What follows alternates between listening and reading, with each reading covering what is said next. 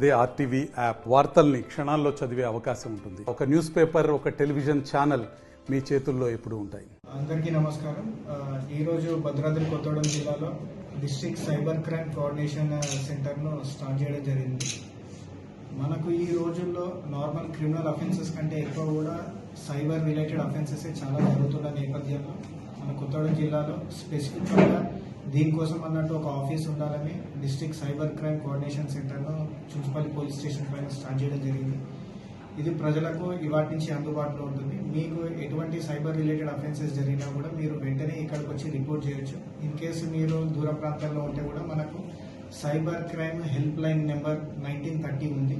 దీంతో కూడా మీరు ఫిర్యాదు చేయొచ్చు. అండ్ మోర్ ఓవర్ మనకు ఈ సైబర్ రిలేటెడ్ అఫెన్సెస్లో ఇంపార్టెంట్ థింగ్ ఏంటంటే ఎంత తొందరగా మీరు రిపోర్ట్ చేస్తే అంత తొందరగా మీకు రీఫండ్ అయ్యే ఛాన్సెస్ ఉంటాయి.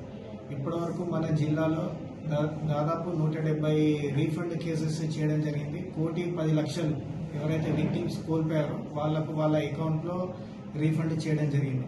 సో వీళ్ళందరూ కూడా ఏంటంటే ఇమీడియట్ గా మనకు గోల్డెన్ అవర్ అంటారు, లైక్ అఫెన్స్ జరగగానే ఇమీడియట్ గా రిపోర్ట్ చేస్తే ఈ ఛాన్సెస్ ఉంటాయి.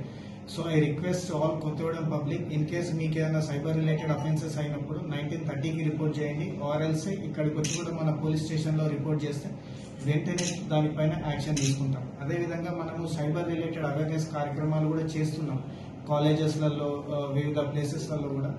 దాని రిలేటెడ్ కూడా ఎవరు కూడా సైబర్ అఫెన్సెస్ రిలేటెడ్ విక్టిమ్స్ కాకుండా చూసుకునే బాధ్యత మాది. మీరు కూడా అన్నోన్ నెంబర్స్ నుంచి job frauds related, investment frauds related ఇటువంటి వచ్చినప్పుడు చాలా జాగ్రత్తగా వ్యవహరించాలని కొత్తగూడెం జిల్లా పోలీస్ తరఫున, అదేవిధంగా తెలంగాణ పోలీస్ తరఫున మా విజ్ఞప్తి. Thank you. మరిన్ని వీడియోస్ కోసం ఛానల్ ని సబ్స్క్రైబ్ చేయండి. లేటెస్ట్ అప్డేట్స్ కోసం వాట్సాప్ ఛానల్ ని ఫాలో చేయండి. అండ్ లింక్ డిస్క్రిప్షన్ లో ఉంది.